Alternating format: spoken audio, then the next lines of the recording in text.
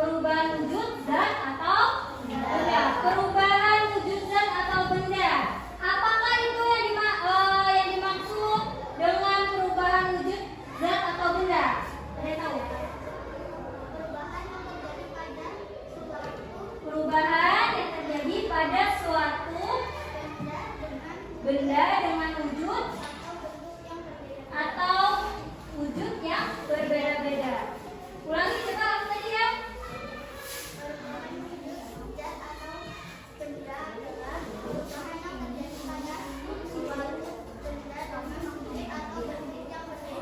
Ya, apa itu contohnya? Lilin yang dibakar, kertas yang dibakar, es yang membeku menjadi cair. Kalau kertas yang dibakar itu menghasilkan apa? Abu. Oke. Jadi kemarin kita sudah belajar tentang perubahan wujud zat atau benda. Ya, kalian tahu contoh-contohnya. Pada pagi hari ini kita masuk ke materi baru tentang perubahan kimia dan perubahan fisika. Sebelumnya Ibu mau tanya, ada yang tahu nggak untuk anak kelas 5? Perubahan kimia itu apa?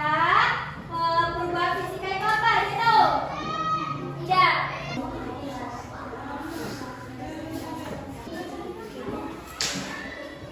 Oke. Coba perhatikan ke depan untuk kelas 5. Di sini nomor 1 ada perubahan apa? Perubahan kimia. Yang nomor 2 perubahan fisika. Apa yang dimaksud dengan perubahan kimia? Ayo.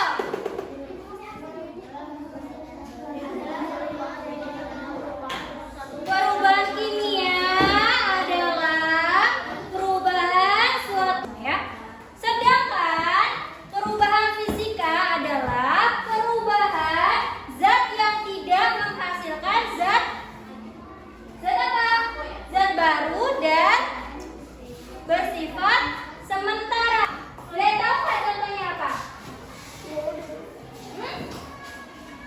Kertas yang dibakar. Kenapa bukan contohnya kertas yang dibakar? Kenapa? Ketika kertas yang dibakar akan menghasilkan abu. Abu itu bisa padat lagi nggak? Tidak. Kalau sudah menjadi abu ya udah nggak bisa jadi padat lagi. Iya nggak? Nah itu yang dinamakan dengan suatu zat yang terjadi karena reaksi kimia akan menghasilkan zat yang baru. Ya, ketika kertas dibakar itu akan menjadi abu. Abu itu tidak bisa padat lagi, ya, tidak bisa padat lagi kan? Udah kalau udah menjadi abu ya udah, iya nggak? Iya. Sedangkan kalau perubahan fisika adalah perubahan zat yang tidak menghasilkan zat baru akan dan terjadi dan bersifat sementara. Contohnya apa? Tidak menghasilkan zat baru tapi sementara. Ayo. Lilin yang dibakar. Kita coba ya. Ya. Untuk kelompok 1 kita akan mencoba membakar lilin. Yang kelompok 2 membakar kertas. Pegang dulu kertasnya. Nanti kita bandingkan. Ya. Bakar ya.